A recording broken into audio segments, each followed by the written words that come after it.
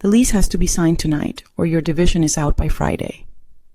Then bring me whoever owns this building. He's already standing in the room. No, she is. 9 years ago, a woman walked out of a house in Savannah with one overdue eviction notice folded in her coat pocket and nobody's name on her side. And tonight, she is the only signature that can keep a man's entire company from being put out on the street. He does not know that. He has walked past her desk 41 times in 14 months, said good morning in careful English, and never once recognized the woman his mother paid to disappear.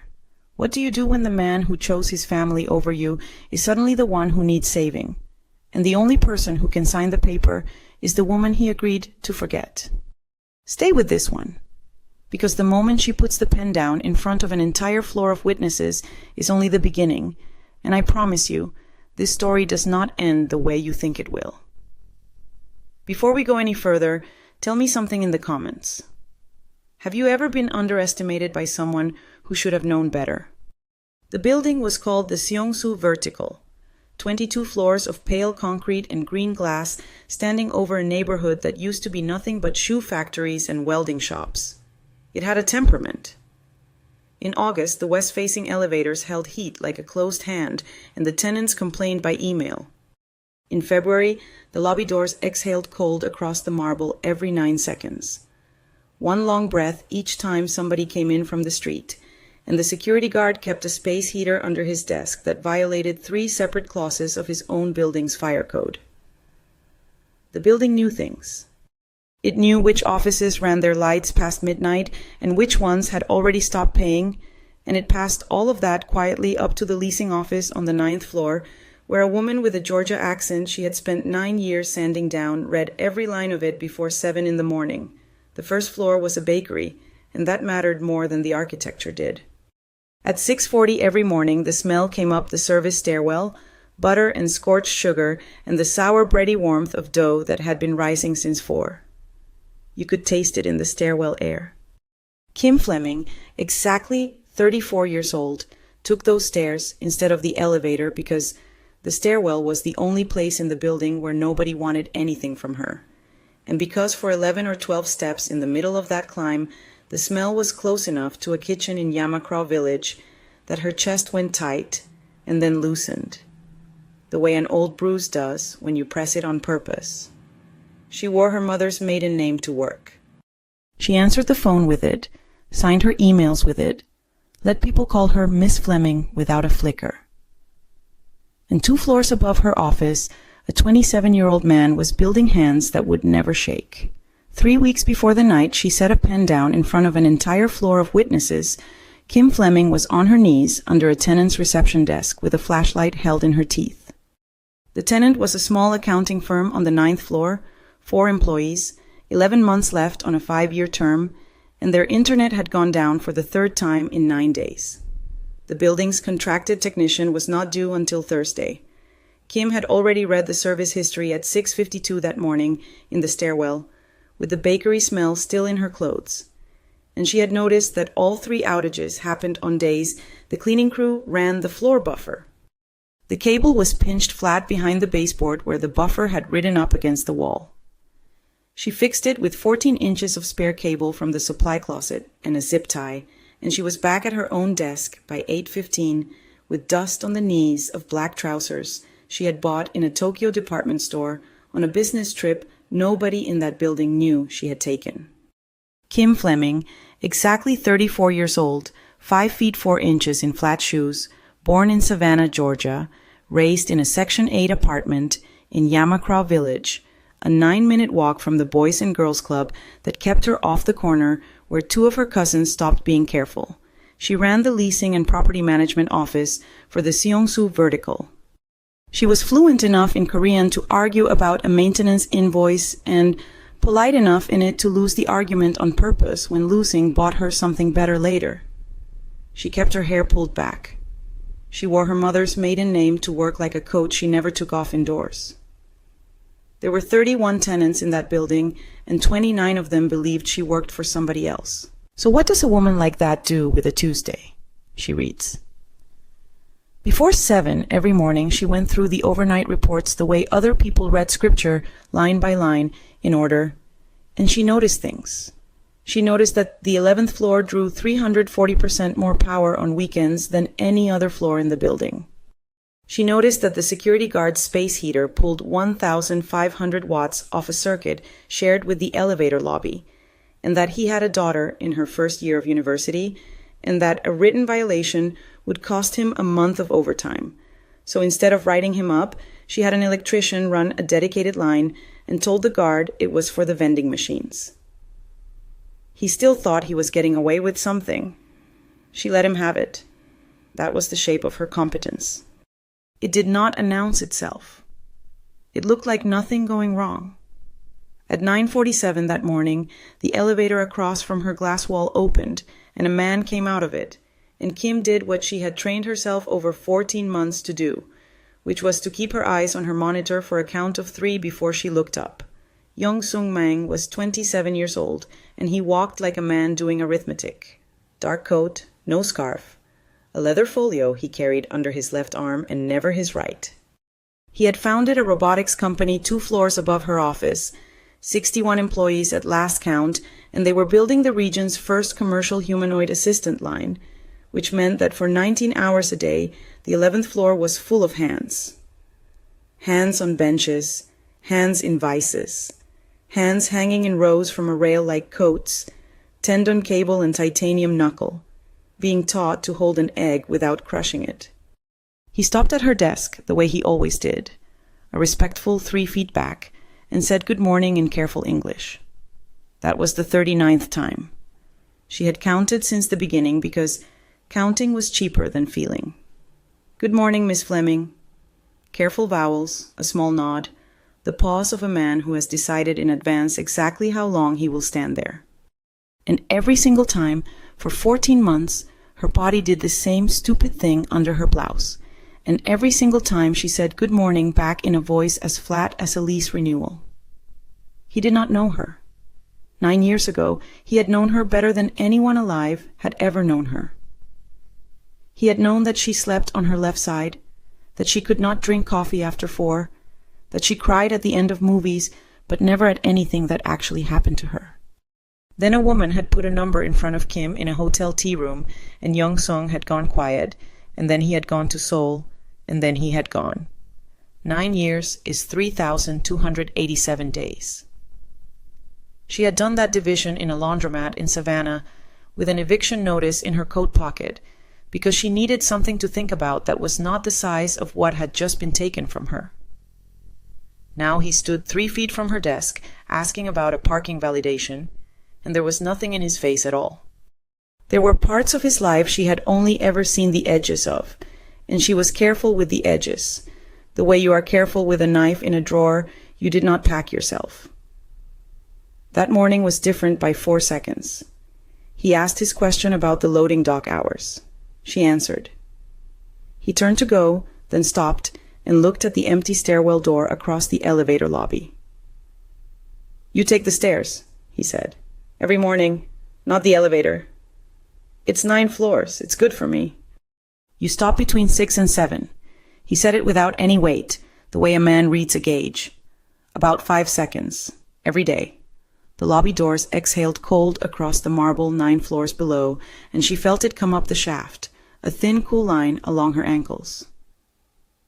The stairwell light flickers there, she said. No, he said. The bakery vent comes through the wall on 6th. It is warm there for about 11 steps. He adjusted the folio under his left arm. I stopped too. Then he said good morning again, which he had already done, and got back in the elevator, and the doors closed on him, standing very straight, with his right hand pushed into his coat pocket. She sat there for a while with her hands flat on the desk. He had always been like that. 9 years ago, it had felt like being read out loud, like somebody had found the book she was and started quoting the parts she skipped. He would look at a stranger across a bus aisle and tell her the man was about to lose a job, and be right, and never once seem pleased about it. It was not a trick. It was closer to a burden. You already know how this kind of quiet feels. Somebody stands 3 feet away and describes your own life back to you with the details correct and your name wrong. The rest of that week, she worked. That was the whole of her romance for 14 months. She worked, and she did not tell him. And every night at 7:20, she watched the 11th floor lights stay on from the sidewalk across the street. The second Tuesday, at 2 o'clock in the afternoon, a woman came into the leasing office without an appointment. She was 61 years old, American, silver bob cut sharp at the jaw, camel coat, no umbrella, even though it had been raining since noon, which meant a car and a driver waiting in the loading zone where cars were not permitted to wait. She looked at the leasing office the way an appraiser looks at a room, and then she sat down across from Kim's desk before she was invited to. Her name was Trent Gibson. She had married into a Korean industrial family 34 years ago and never once taken the name, because her own name was the thing she had brought to the marriage, and she had never let anybody put it down. She sat on 2 foundation boards. She had a table permanently held at a restaurant in Cheongdam that did not officially take reservations. Her word arrived in a room about 4 seconds before she finished the sentence, and men who ran companies checked their phones after she left to see whether anything had changed. She was Young Sung-meng's mother. "Miss Fleming," she said. She let a small amount of air into the name. Kim's hands stayed exactly where they were, one on the mouse, one flat on the desk blotter, and the room went very cold in a way the building's HVAC was not responsible for. "Mrs. Gibson, you've done well for yourself." Trent looked around the office, at the tenant board, at the key cabinet, at the small ceramic dish where Kim kept paper clips. 9 years. You look well. Tired, but well. 9 years. 2 words, dropped like a coin on a table to see whether anyone flinched. Neither of them said the other thing. Not the hotel tea room, not the number, not the check, not the sentence Trent had used, which Kim could still hear in her own voice when she was overtired. "My son has a future, and you are an event in it." Neither of them said it, and the not saying it sat in the room like a third chair. Then Trent set a folder on the desk and turned it around so it faced the right way for reading, which was, in its own way, the most frightening thing she did that afternoon. "Hanmoon Partners," she said. "They're interested in a master lease, floors 3 through 8 and the retail podium. 12-year term, they take over subletting, they handle the small tenants directly. The building's owner receives 1 payment a month from 1 counterparty instead of chasing 31 of them. I assume whoever you report to will find that attractive." Kim opened the folder and read it the way she read the overnight reports. It was clean work. It was very clean work. Hanmoon Partners was 4 months old, registered capital 100 million won, a Junggu address that was a mail service, 1 listed director with a name that appeared on the board of nothing, and the shareholder register of 2 things Kim recognized. The rent number was 6% above market, which was the hook, and buried on the 9th page was a relocation clause that let the master tenant issue a 60-day notice to any existing occupant for the purpose of unit reconfiguration. 60 days. To a bakery that had been on that corner since the neighborhood was welding shops. To an accounting firm with 4 employees and 11 months left. To 31 tenants who did not know that the woman who fixed their internet was reading the paperwork that would put them on the street. "This forces out every small tenant in the podium," Kim said. "It rationalizes the tenancy. It also lets Hanmoon set terms on the 11th floor when that lease comes up in March." Trent Gibson smiled then, and it was a good smile, practiced, warm at the mouth and nowhere else. "My son is 27 years old, and he has 61 employees and a burn rate I have seen with my own eyes," she said. "Someday, quite soon, he will need somebody to be standing under him. Families do that. It is not a hostile act, Miss Fleming, whatever it looks like to somebody who has never had one." There it was, laid down flat on the desk between the paper clips and the folder. Kim thought about the eviction notice. She thought about a laundromat with one working dryer and the arithmetic of 3,287 days. She thought about how much this woman still believed she had been right, and how much she needed to go on being right, because a mistake 9 years old that is proven wrong now does not stay 9 years old. It becomes a thing you did to your own son last week. I'll put it in front of ownership, Kim said. Do. Trent stood, buttoning the camel coat. And Miss Fleming, he doesn't know you're in this building. I looked at his face when I asked him about the leasing office, and he doesn't know. A pause of exactly the right length. That's a kindness, to you as much as to him. I'd hate for anyone to be careless with it. She was gone by 2:20. The car in the loading zone pulled out, and the guard, who had watched it parked there for 22 minutes, wrote nothing down.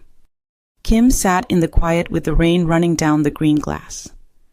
Then she did the only thing she had ever known how to do with a thing like that, which was to open her laptop and go to work. She pulled the Hanmoon filing.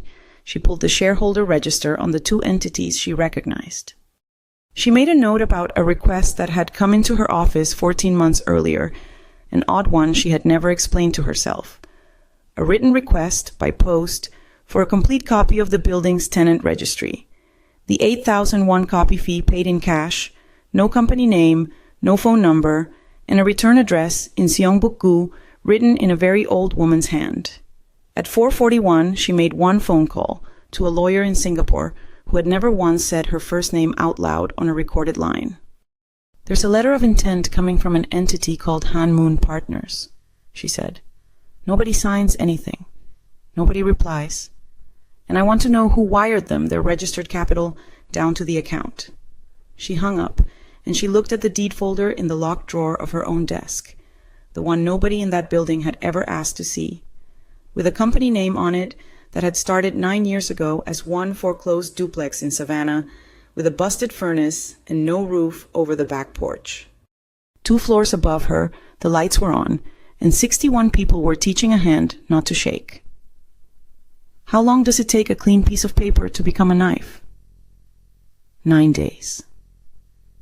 The letter of intent from Hanmoon Partners arrived by courier on Wednesday morning, and nobody in Kim Fleming's office replied to it, exactly as she had instructed.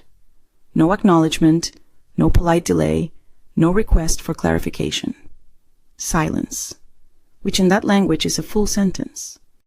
Trent Gibson did not wait for the sentence to finish.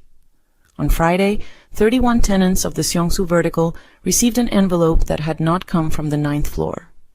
Heavy stock, gray, the Hanmoon Partners name embossed rather than printed, and inside, 1 page under the heading, Courtesy Notice of Anticipated Reconfiguration.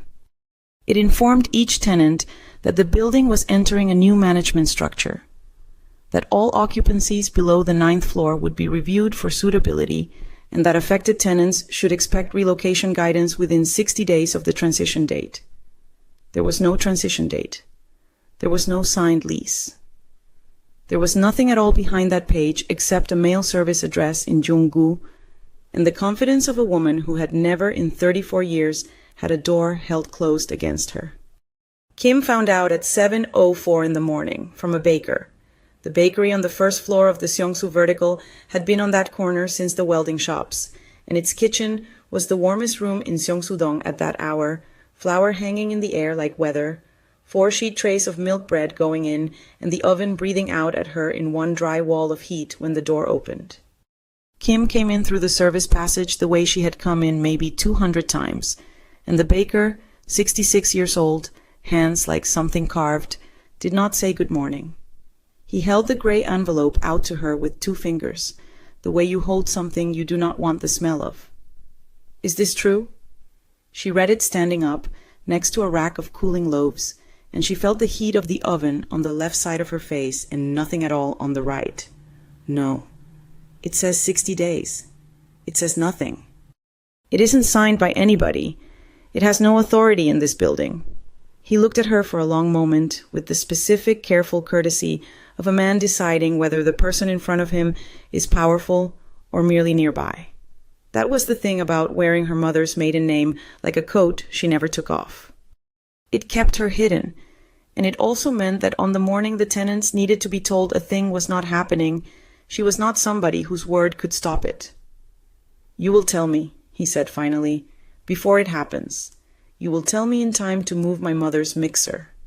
"Yes." She stayed in that kitchen another 3 minutes because her legs wanted the heat, and because at the small table by the flower bins there was an old woman who came every morning at 6:40 and drank hot barley tea from a glass and was never once charged for it. Small wool coat, hands folded. The baker called her grandmother, and so did the girl at the register, and so, presumably, did everyone. She had never spoken to Kim.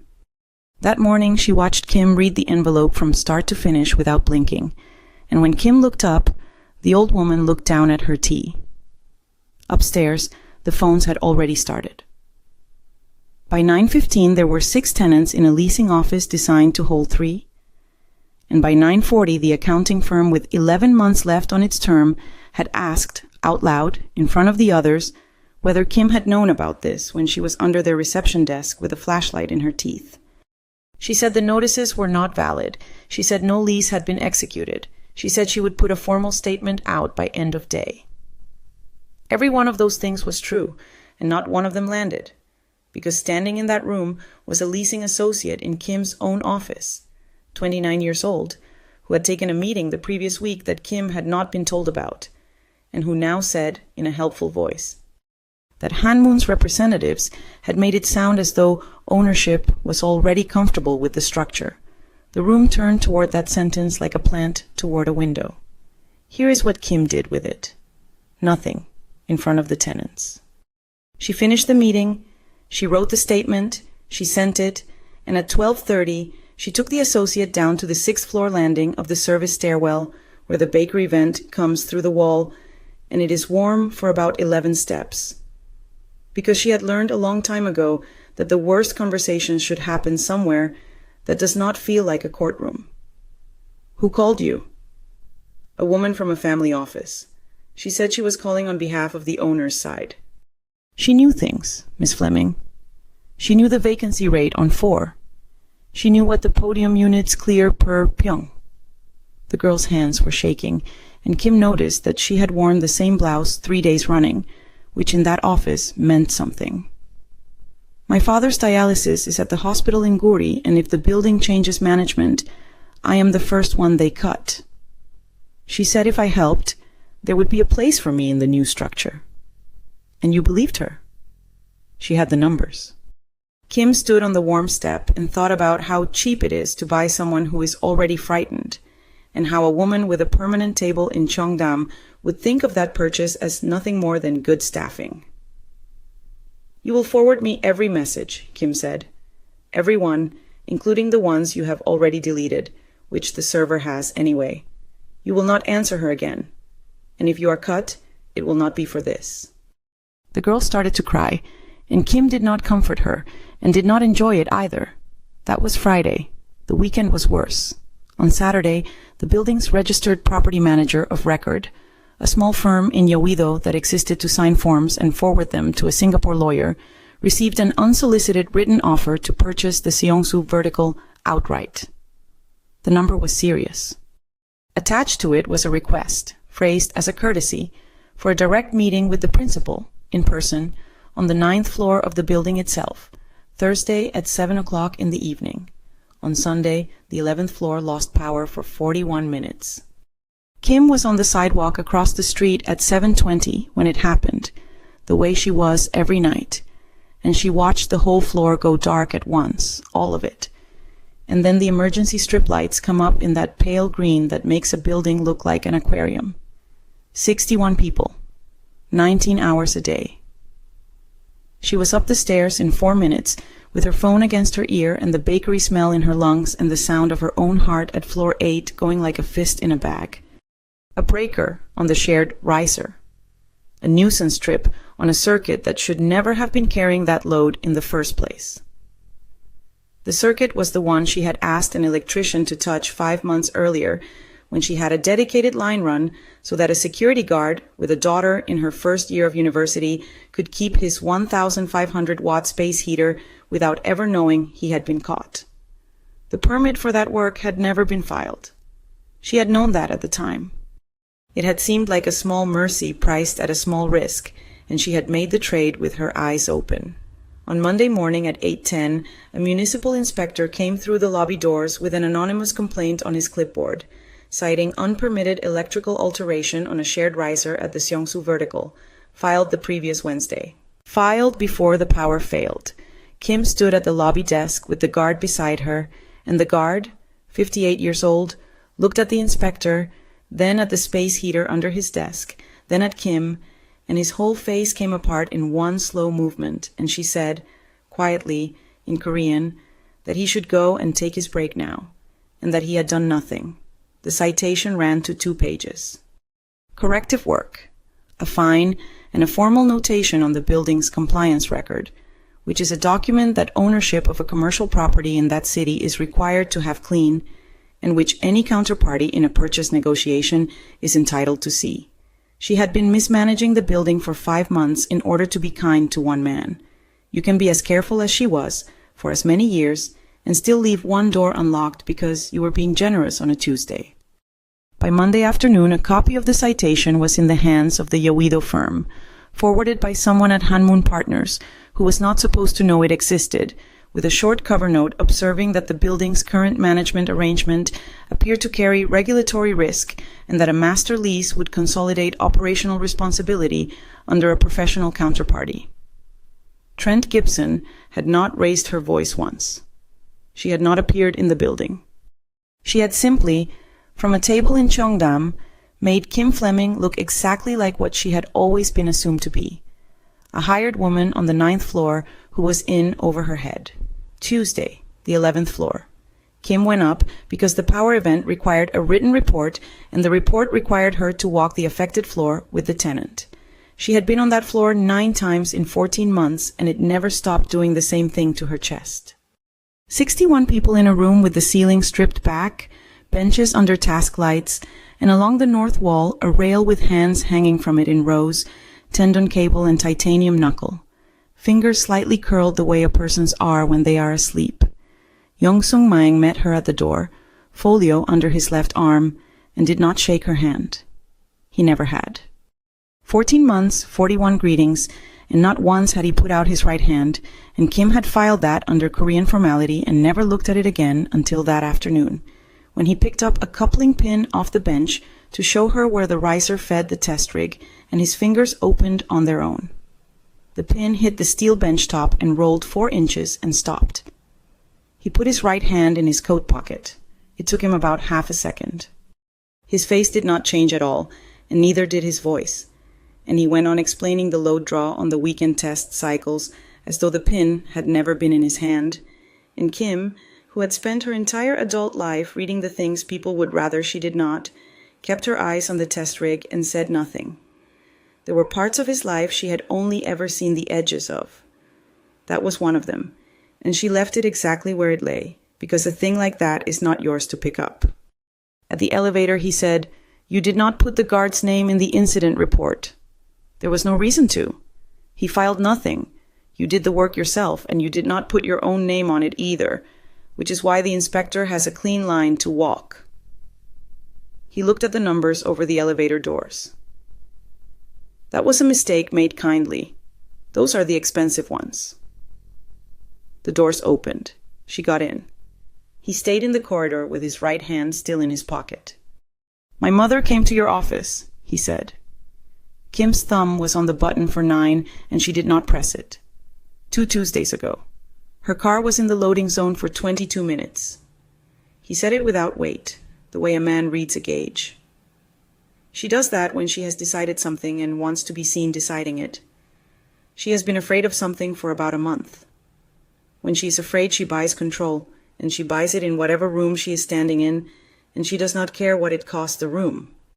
He looked at Kim then, directly, for the first time in 14 months, and it lasted maybe 2 seconds. "I'm sorry if she was unkind to you." The doors began to close, and Kim put her hand out and stopped them, which she had never once done, and she heard her own voice come out lower than she meant it to. "Do you know what she wanted?" "She wants my company to have a landlord she owns." pause. She thinks I do not know how much money I have left. She is wrong by about 5 weeks in my favor. Then he stepped back and inclined his head, and Kim rode down 9 floors with the cable hum in the soles of her feet and both hands flat against the rail. He had never once said her name. Not her real one. Not her mother's. Thursday was 2 days away, and there was a meeting on it with the word principal in the request line. She spent Wednesday in the office with the door shut, doing the only thing she had ever known how to do. At 11:20, the Singapore lawyer called and said the registered capital of Hannam-dong Partners, 100 million won, had been wired in one transfer from an account held by a family holding vehicle that had one signatory, and that the signatory was not Trent Gibson, but had shared a foundation board with her for 11 years. Nothing illegal, nothing even unusual. Just a hand inside a glove, inside a pocket. At 2 o'clock, the lawyer called again and said something else, more carefully. Somebody had made an inquiry through a Japanese corporate services firm about the ownership of a service department above a small branch office in Tokyo. 2 floors, 1 desk, a company nobody had heard of, and a lease in the name of an entity that appeared nowhere in Kim's professional life. The inquiry had come in on Monday. It had not been answered. Kim sat with that for a while. That was the apartment where she had spent 6 nights last spring, a room with a folding table and a window over a laundromat sign, the only address on earth that had ever been hers alone, and it was 1 document away from her name. 9 years of quiet had a price tag on it now, and somebody was reading the tag. At 4:15, the mail came up. Bills, a bank envelope, a magazine addressed to a tenant who had moved out in 2019, and 1 plain white envelope, hand-addressed, no company name, no phone number, postmarked Seongbuk-gu. She knew the handwriting before she had finished the first character. Very old, very upright. The strokes pressed hard enough to emboss the back of the paper. The same hand that 14 months ago had sent a written request for a complete copy of the building's tenant registry with an 8,001 copy fee paid in cash. Inside was a single photocopied page. The shareholder register of Hannam-dong Partners, the version filed 4 months ago, and on it, in soft pencil, a circle around 1 line. Under the circle, 4 words in English, in the same old, upright hand. Ask her about March. No signature, no return address this time. Kim turned the page over twice, held it up to the window, and found nothing else. And then she sat back in her chair with the paper in both hands and the rain starting again on the green glass. Somebody old had been watching this building for at least 14 months, from a distance, on foot, paying cash. Somebody old was not on Trent Gibson's side. At 5:50, the Yoido firm forwarded the confirmation. The Thursday meeting was accepted. 9th floor, 7 o'clock in the evening, the principal in attendance, and Hannam-dong's counsel would attend as well, along with 2 representatives of the family office and, as an observer, a member of the tenant board. That was 12 people in a room the size of Kim's office. She read it 3 times, and then she unlocked the bottom drawer of her desk and took out the deed folder, the one nobody in that building had ever asked to see, with a company name on the front that had started 9 years ago as a foreclosed duplex in Savannah, with a busted furnace and no roof over the back porch. She did not open it. She just put her palm flat on it, the way you touch a door frame on your way out of a house you might not be coming back to. 2 floors above her, the lights came back up at 6:04. What does a woman do on the morning of the day it all comes down? She takes the stairs. Kim Fleming went down through the service stairwell at 6:40 on Thursday with the bakery heat rising to meet her, butter and scorched sugar, warm for about 11 steps on 6, and she came into the kitchen through the passage the way she had maybe 200 times. 4 sheet trays of milk bread were already in. The baker had his back to her, forearms floured to the elbow. At the small table by the flour bins, the old woman sat with her glass of hot barley tea, wool coat buttoned to the throat, hands folded. She spoke without looking up. "Sit down." Kim sat.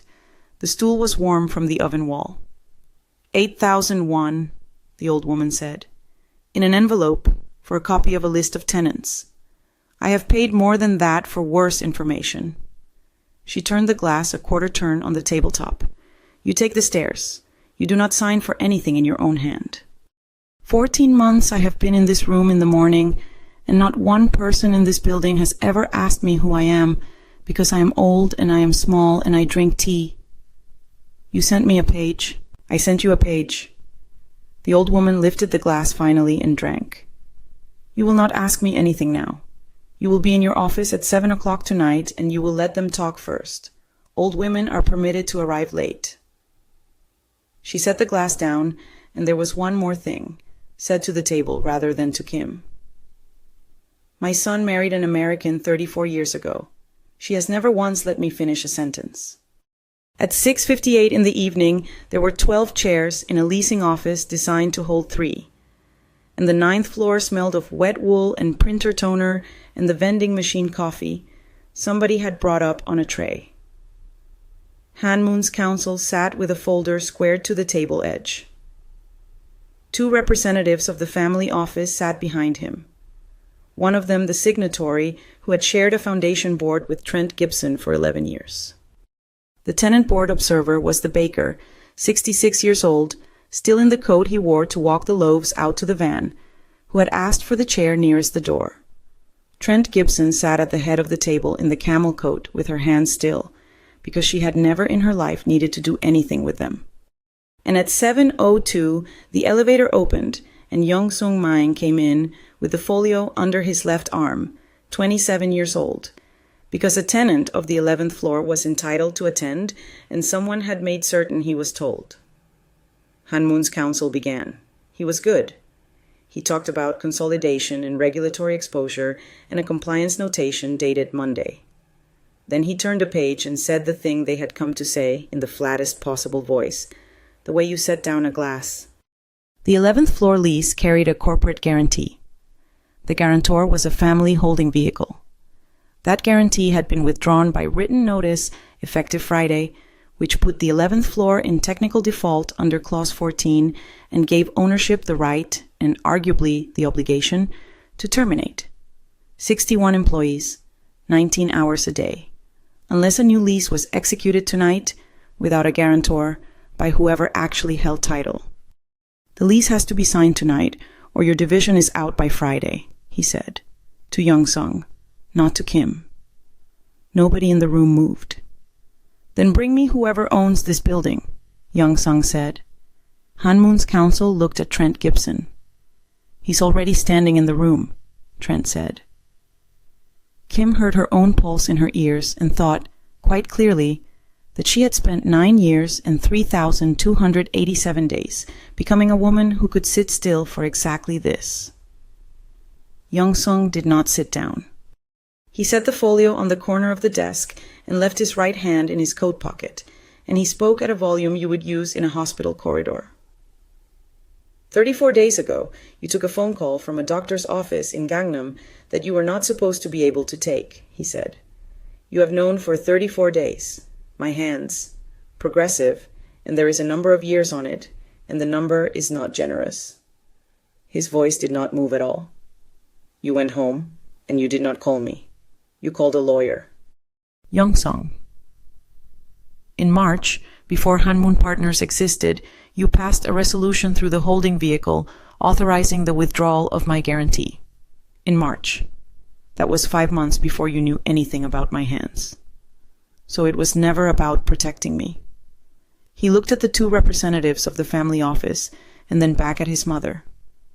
You have been afraid since March that I would build something you did not sign for. When you are afraid, you buy control, and you buy it in whatever room you are standing in, and you do not care what it costs the room. There are 31 tenants in this building. You sent all of them a letter with nothing behind it. Everything I have ever done, Trent said, has been so that you would have somewhere to land. You want me to fall first. The door opened. An old woman in a wool coat came in without knocking, and the signatory from the family office stood up so fast his chair went back into the wall, and Han-moon's counsel closed his folder and Trent Gibson's hands came off the table and into her lap. She was small. She had drunk her tea downstairs at 6:40 that morning and been charged nothing for it, as usual. She did not sit. She put one photocopied page on the table in front of the signatory, turned so he could read it right way up. "The minute of the March meeting," she said in Korean. "You will notice that the resolution required the consent of the founder's estate. You will notice whose seal is missing." A pause of exactly the right length. "You told my daughter-in-law that consent was a formality. You are 51 years old, and you have never once in your career been right about which formalities are formalities." She let that sit. The guarantee was never lawfully withdrawn. The subscription to Hanmoon Partners was funded from an account you do not control alone. From this evening, you do not control it at all. She turned to Hanmoon's counsel, who had gone the color of the printer paper. "Your client has 100 million won of registered capital and no shareholder. Go home." Then she looked at Trent Gibson, and Kim watched a 61-year-old woman with a permanent table in Cheongdam become somebody's daughter-in-law in front of 11 witnesses. 9 years ago, you sat in a tea room and put a number in front of a girl from Georgia and told her that my grandson had a future, and she was an event in it. The old woman's voice never rose. "I know what you said because I asked her employer and her landlord and eventually the postal service, and it took me 14 months. I have been drinking tea in her building every morning since." Trent said, "You do not understand what she was." "I understand exactly what she was. She was a girl with an eviction notice in her coat."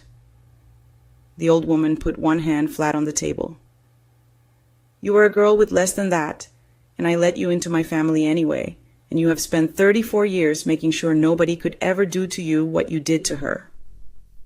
Trent turned to Kim then, and it was the first time all evening she had. "Miss Fleming, tell them what you want. Tell them what the number is. Everyone in this room understands there is a number. And this is the part Kim had not planned for, because she had planned everything else."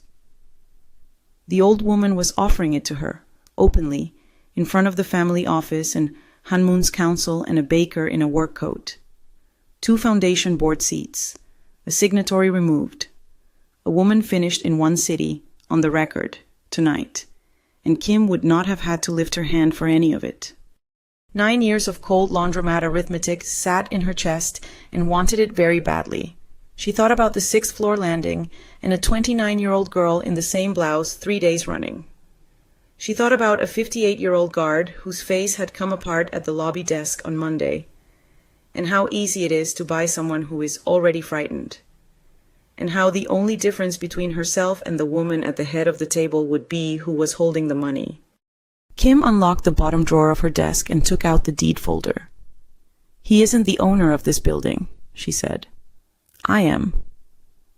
She said it in English, evenly, and she laid the folder open on the table so the baker could see the front page from where he sat. "The title is held by a company I registered 9 years ago with one foreclosed duplex in Savannah, Georgia, that had a busted furnace and no roof over the back porch. I bought the Seongsu vertical 26 months ago.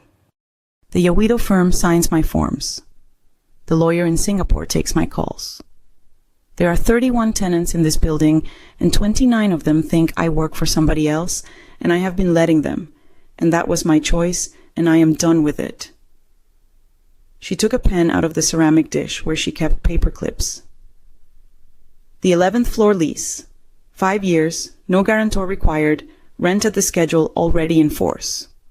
She wrote her name, her real signature, the one nobody in that building had ever seen. "Executed by ownership. Nobody is out by Friday." Then she put the pen down, and she looked at the old woman in the wool coat. "I am not taking her seats. I am not taking anything from her." Kim closed the deed folder. "Tomorrow morning I am filing a retroactive permit for the electrical alteration on the shared riser. It was unpermitted, it was mine, and I did it because I did not want a man with a daughter in university to lose a month of overtime." I will pay the fine, and I will accept the notation on the compliance record, and the tenant board will have the whole of it in writing by noon. A breath. Mrs. Gibson, whatever you did to me 9 years ago, you will answer for through the proper channels or not at all. Your lawyers can send whatever they want to my lawyers. That is what respect looks like from where I'm sitting.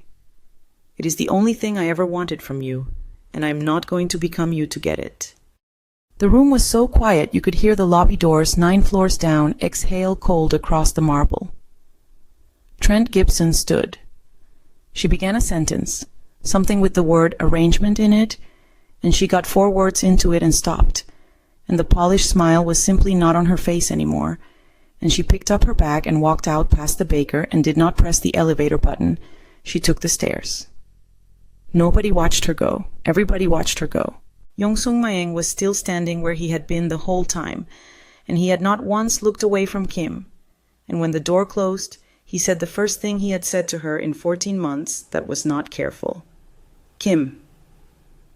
11 weeks later, on a Saturday, the service department above the branch office in Tokyo had 2 chairs in it, instead of 1. She had bought the second chair herself, from a second-hand place 4 streets over, and carried it up 2 flights because there was no elevator. It did not match. The folding table still wobbled on the left side. The window still looked down on the laundromat sign, and the sign still buzzed on at dusk with that faint electrical tick you could feel through the glass if you put 2 fingers against it. It was 4:20 in the afternoon, which meant no coffee. Yong-sung-maeng stood at the counter with the kettle in his left hand and poured hot water over barley tea into 2 glasses, slowly, the way a man pours when he has decided in advance how much he can hold steady. His right hand stayed at his side. He had stopped putting it in his pocket around her sometime in the 9th week, and she had never once mentioned that she noticed, because some things you leave exactly where they lie until the person is ready to hand them to you. He set her glass down in front of her and turned it a quarter turn so the hot side faced away from her fingers. His mixer is bolted down now, he said. The baker, he had the floor drilled. He told me, 4 bolts. He was very specific about 4. He does not believe you about the 60 days anymore. He believes you about the bolts. She laughed, and it came out of her before she could file it anywhere. 9 years ago, a woman had walked out of a house in Savannah with an overdue eviction notice folded in her coat pocket, and she had done a division in a laundromat because she needed something to think about that was not the size of what had been taken. And here, in a rented room over a laundromat sign, with a wobbling table and a chair that did not match, a 27-year-old man reached across and put his left hand flat over the back of her hand and left it there, and did not say anything at all. And 34 years of her life arranged themselves quietly around that weight. Then he looked up at her and smiled. It was not the practiced one, and not the careful one he used in careful English. It was the whole of it, unguarded, all the way into his eyes, given fully and only to her. And it lasted maybe 3 seconds, and she understood she would spend a long time earning the next one. She had learned that the quietest person in the room is usually the one holding the paper. She had learned that mercy costs money, and you pay it anyway, and you file the permit afterward, and you sign your own name to the fine. She had learned that being finally seen is not the same as being rescued, and that she had never once wanted the second thing. She had learned that a woman can carry her mother's maiden name for 14 months like a coat. She never takes off indoors and then set it down on a table in front of 11 witnesses and still be exactly who she was in Yamakra village, 9 minutes from the Boys and Girls Club, in flat shoes, 5 feet 4 inches tall.